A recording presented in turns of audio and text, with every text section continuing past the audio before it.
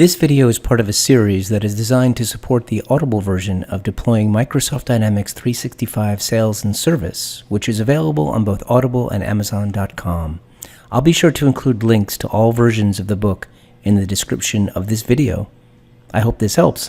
Thanks for watching. As we mentioned in the book, one of the most useful tools in the design phase is the Entity Relationship Diagram, otherwise known as the ERD. In and of itself, the ERD is quite valuable in understanding at a glance the important entities that make up the solution and the relationships between those entities, but it goes a bit beyond that. If you understand how the ERD translates conceptually to the Dynamics interface, then this diagram becomes a detailed blueprint as to precisely how to configure forms and views. In this video, we want to support your understanding of the ERD and how the notation in the diagram will inform your configuration of the system. To that end, first we're going to have a quick look at the account form, and we're going to look for specific types of relationships. Then we're going to dive into the ERD itself and discuss the notation and relate it back to the interface. And finally, we'll demonstrate the construction of a couple of additional relationships using Microsoft Visio in a typical entity relationship diagram. So let's get started. We're now looking at an account form. This is a single record. It represents an organization named Primary Biometrics LLC. On the left, we have some specific information, such as the name, phone number, a field called MVP, and some address information. None of this information on the left represents a relationship with another entity in the system. These are simply attributes that describe directly Primary Biometrics LLC. However, we begin to see relationships when we look toward the right. So in the timeline here you see in the middle, the relationship is that there can be any number of posts related to a single organization. That's what we call a one-to-many, and the notation of it, as we'll see, is 1 to n. That means that for every organization in the system, there can be any number of posts related to it. This is represented in this particular instance in what we call a subgrid. This is a subgrid that shows related records in a plural fashion. So one to many. Over on the right, we see another relationship. This is a relationship to another record in the system, specifically a contact. And because there's a lookup field here with a magnifying glass, we can only have one record in this magnifying glass. We call this a lookup field. Now that relationship is a different relationship. In a sense, it's the opposite relationship. It means that for an organization, any given organization, there can be one and only one primary contact. Now it just so happens that Microsoft and many organizations and other platforms use the word primary to designate that, which is a help. It simply means that the primary contact, meaning one primary, is this contact that is filled out in this field. Now, that's an n-to-1 relationship. And when we start to talk about the notation, we'll see that where the n is, right, where the n is represents a lookup on a form. And this is where we start to talk about the blueprint and how it can inform the way that we build our forms and views. This is not a subgrid because a subgrid has more than one item on it. This is actually a lookup field. Now, you might be asking, how is it that the email address of this person and the phone number is appearing on this form? And that's a pretty good question if you're asking that. These pieces of information right here actually do not exist on the organization or account entity. in the same way that the phone number here and the organization exists in this section. These pieces of information actually exist on the contact itself. And the reason why you see them is through a feature called a quick view, which is a read-only component that more or less pulls the data from the primary contact and places it visually on the form. In the database, this information is not directly on the account entity, it's on the contact. If I were to change this contact, this information would change automatically. It's just a visual aspect, so don't get confused by that.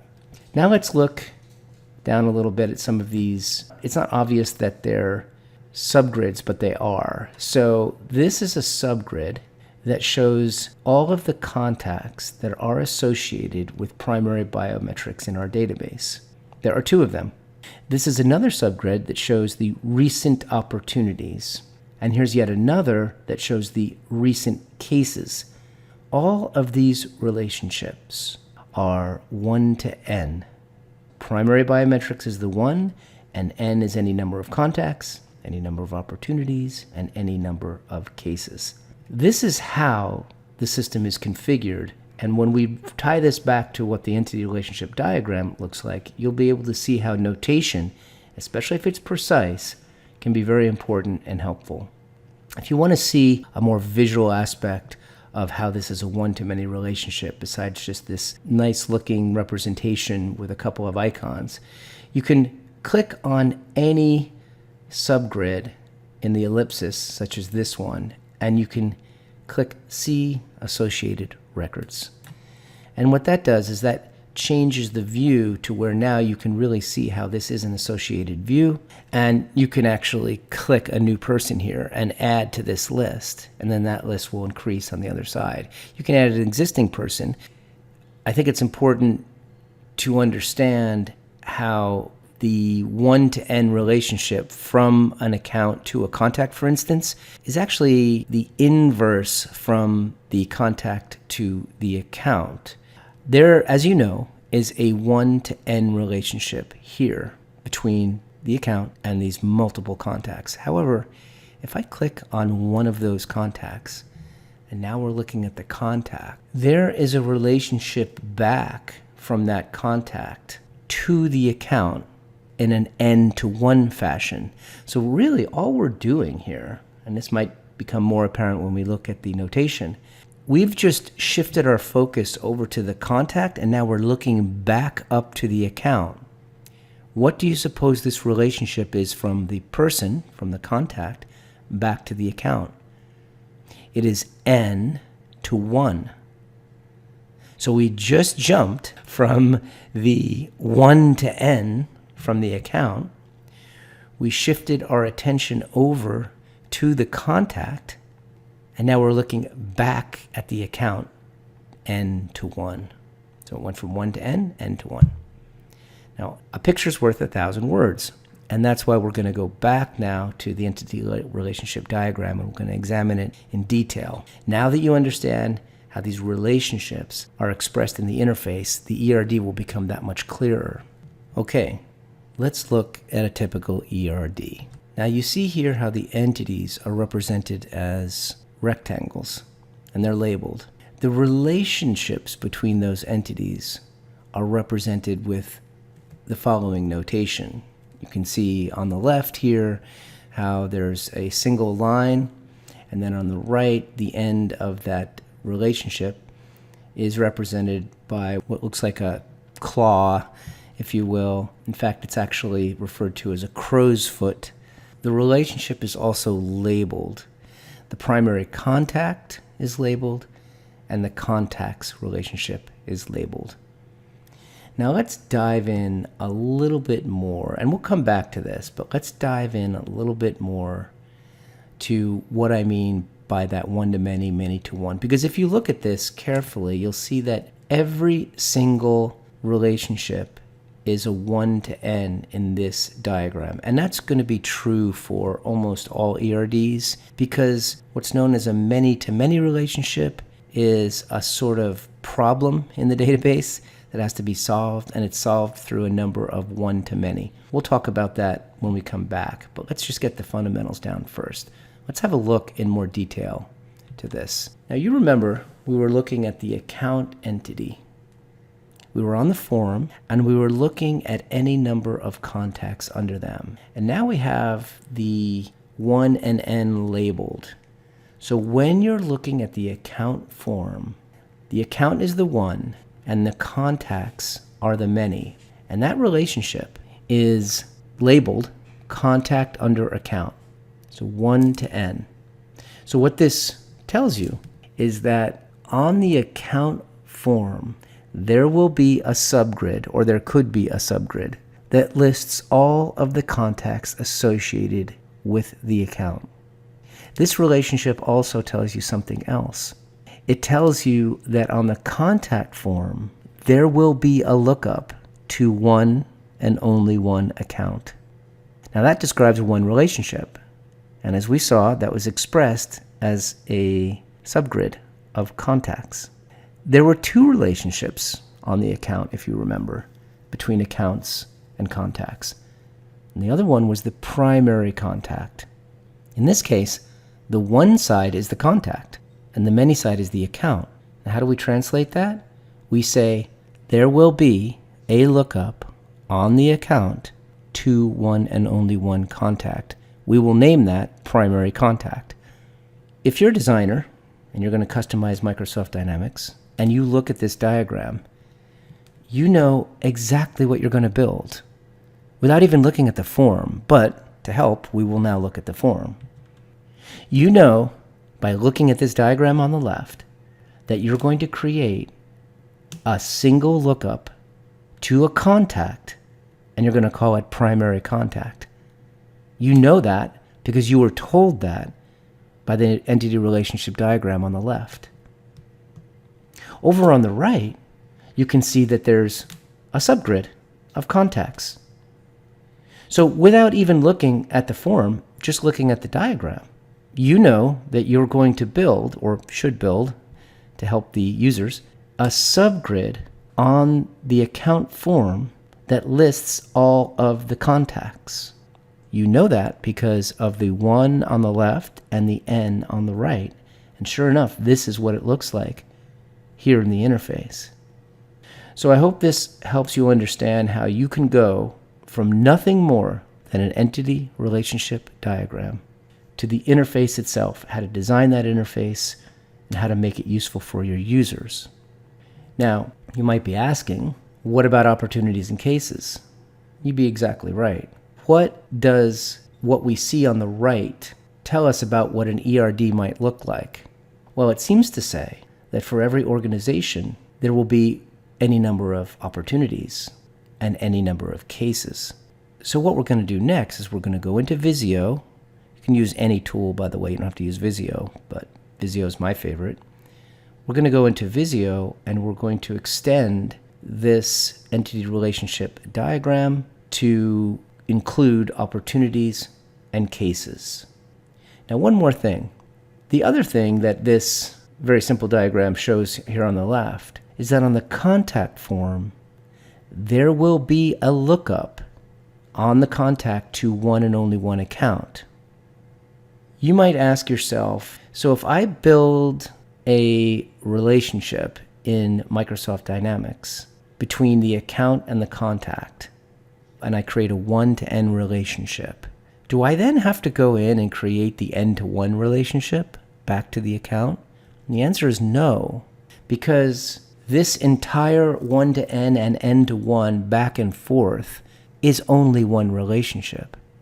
And as I demonstrated earlier, when I jumped onto the contact form and looked back up to the account, all I was doing was looking back up the same relationship that I looked down from the account to the contact. I turned around, I went over to the contact, and I looked back up to the account to see that lookup field. So you only have to build one relationship between entities, and both sides will be taken care of. Once you do that, you have at your disposal the ability to create lookup fields, for instance, on the account, going to primary contact, and you have the ability to create subgrids, and they'll show up as choices when you're looking down at the contacts. When you're at the account and you're going to add a subgrid, you'll see contacts as one of those entities that's available for a subgrid. Now, that configuration is for another video, but this is all about entity relationship diagrams. So let's go next into Visio and let's simply extend our existing entity relationship diagram for opportunities and for cases. When we're done with that, we'll come back and look at a more or less completed entity relationship diagram and we'll discuss it. We'll also discuss one more topic, which is kind of important, which is what I call the Transact Entity. Okay, so now we're in Visio, and we're going to represent the opportunities and the cases in the context of what we saw on the account in our environment. And that means that we're going to be adding some entities to this diagram. And for the visual sake, I think that it would be useful to use this slot here to go down the page rather than go up. So I'm just going to move this very quickly, and this is kind of a good thing for you to know how to do. I'm just going to move these over. The relationship is still there. I'm going to move the notation, and this notation, by the way, it's rare. It's rare that you would ever put this type of notation on your diagrams. This is for instructional purposes only. Your diagram wouldn't have n to 1 because everybody who understands ERDs knows what these mean. So if we're going with color codes, and we'll just keep the same color code, I'm just going to go ahead and copy this, and I'll paste this down here. What are we representing? We're representing the fact that there's any number of cases and that there's any number of opportunities. Now I have cases and opportunities floating around here, and to be honest with you, just to be accurate, that it is true that this represents any number of cases, but that implies a direction of the relationship. So I know it's very tempting for us to put a plural, but to be, let's just say, more disciplined, we want to keep, if we can, singular. And the reason for that is because it's true that an account can have any number of cases, but also a case can have one and only one account. So when you're thinking about how this translates in your mind, you shouldn't restrict yourself to cases, because then you could say something like a single cases will have one and only one account. It's just better for you to stick with singular because it's just a little more clean in terms of conception. So now we need a relationship. We come home, we grab a connector, and we connect these two. Now you'll see a lot of ERDs that have an arrow here and a single line here. Okay, fine. The problem with that, in my opinion, is that it's not specific at all. It doesn't tell you that much. It does, you can say to yourself, yeah, I know, an arrow means many. But this notation, this crow's foot notation, is a lot more specific. So for instance, what this relationship, contact under account, is actually saying is that for an account, there can be 0 or any number of contacts. And so if you wanted to get really descriptive, you could actually have a certain type of notation at the account level that indicates that the account is a required field. So you could have a different type of notation here that describes a required field as opposed to a field that's not required. So for instance, on the case entity, and we'll go ahead and we'll demonstrate that. For the case entity, you could use a notation that you know to mean that a case must have an account, as opposed to a contact which doesn't necessarily need to have an account. So for instance, you could use 2 slashes for requirement. And we'll demonstrate that right now. Click on the connector that you just created and look at the beginning and end type. So the beginning, we're going to go ahead and use something that would indicate to us, that there's a lot of different kinds of notation out there. We're going to go ahead and use this notation here to indicate that that's a required field, whereas this is not a required field. Just some way to do it. And then on the end arrow type, we're going to say that an account doesn't necessarily have to have a case. And so we're going to go with what we're doing now, which is the crow's foot notation that shows 0 or any number of. So when people use connectors and they just by default connect something, so I'm just going to go ahead and grab this, throw it here, there's another one, and they leave that arrow like that. They leave a lot out. They don't give a lot of description. Here we know that a case must have an account. It's required. Here, a contact does not necessarily have to have an account. It can be a standalone entity. So that's really important. So I'm going to click this. I'm going to do the same thing I just did. I'm going to go to end arrow type. I'm going to come down here, and I'm going to say to the system that an account does not necessarily have to have an opportunity, but it can have as many as it wants, as many as it are needed. Over on the other side, we're going to do the same thing. So I'm going to go back to the beginning arrow, and I'm going to say an account must have, an opportunity must have one and only one account. Now, if there was on your opportunity a field to designate a contact, you would need to put that relationship in there. You could say to yourself, well, I know there's going to be a lookup to a contact because we're going to have a contact, a person, instead of just a business on the opportunity that we can reach out to easily. So on our form, that's going to mean another lookup field.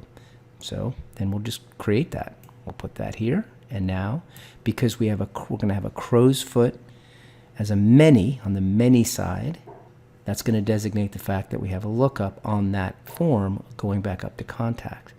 So I'm going to go ahead and do the same thing I just did. Go to the beginning, and this is, let's just say, an optional field. So it's not a required field. Not every single opportunity may have a specific person that we're going to reach out to for issues, so we're just going to leave that as one. Okay, so we have just created 2 entities, 3 relationships on our ERD, and for the first 2, for this situation here, we have created the ERD that reflects what's on the form. Obviously, you wouldn't do that unless you were documenting an as-built, so to speak, but you wouldn't necessarily do that. You would start with the ERD, and that would inform what you built. Okay, so now let's go back to a typical ERD and discuss a couple of things, specifically a new topic that I call the Transact Entity. Okay, so in looking at this ERD, it's probably not as confusing as it was at one time when you first looked at it. First of all, I want to point out that it's very useful to color key your ERDs, especially with Microsoft Dynamics, which is a low-code environment, and there's a lot of standard, if you will, or out-of-the-box entities. You can see here that this ERD is color-coded such that the blue entities on the ERD are standard out-of-the-box entities. The green entities are custom entities. And then what we call a catalog entity is, in this case, program type. Let me explain catalog entity first. It's not absolutely necessary that you do this, but it's helpful just for a common understanding of what these entities actually mean. I reference a catalog entity as an entity that is basically going to be a list of items to choose from. Now, you can express and represent a list of items to choose from using an option set in Microsoft Dynamics. That's a standard drop-down that you've seen many times in all kinds of applications. It's a drop-down where you click on it and then you choose one. But you can use a lookup on a form just as well to choose something. And in that case, you're not using an option set. You're using a custom entity, but you're using it as a list. And I make that distinction in ERDs to help people understand that we're actually doing that. We're actually using a custom entity for a list. I don't want to go too deep into why we would do something like that, but suffice it to say that when you use a custom entity for a list, you can put a little bit more sophisticated security around that entity and let only certain people add to that list, which can be common users without being administrators, whereas if you use an option set, you pretty much have to be an administrator or a customizer to add to a list like that. But that's why you see this color coding. The second thing I want to explain here is that there is what you might call a Transact Entity, and it solves a specific problem, a common database problem And it's actually a business problem. So it's something, from the business standpoint, it's not a problem, but it's a database problem that is surfaced by a business requirement that has to be solved. The example I'm using right now is the inherent relationship between certificate and contact. Think about that for a second. Let's say the business said to you, okay, look, there's contacts and there's certificates, 400 types of certificates, and a contact can have any number of certificates, and a certificate can be associated with any number of people. The same certificate can be associated with any number of people. That's a problem in a database because that's difficult to, first of all, represent in the interface. There is an end-to-end relationship. There's a many-to-many native relationship, and it can be used in Dynamics. But what happens if there's some information about that certificate for that contact? And a perfect example of that, if you have a relationship between something like a contact and a certificate, and you need to know the date it was issued and perhaps even the date that it expires, it could be a lot of other types of information on that, but the point is that there's at least one. And if there's even one piece of information that describes the relationship, the individual record between a contact holding a certificate, you've got to have what I call a Transact Entity. You've got to create an entity in the middle that has those fields on it that describes the date the certificate was issued to that particular contact and the date that it expires, just for example. You'll notice that there's a lookup to the contact and a lookup to the certificate. And that is essentially the definition of a Transact Entity, because it solves the problem of the many-to-many relationship where you need some information in the middle.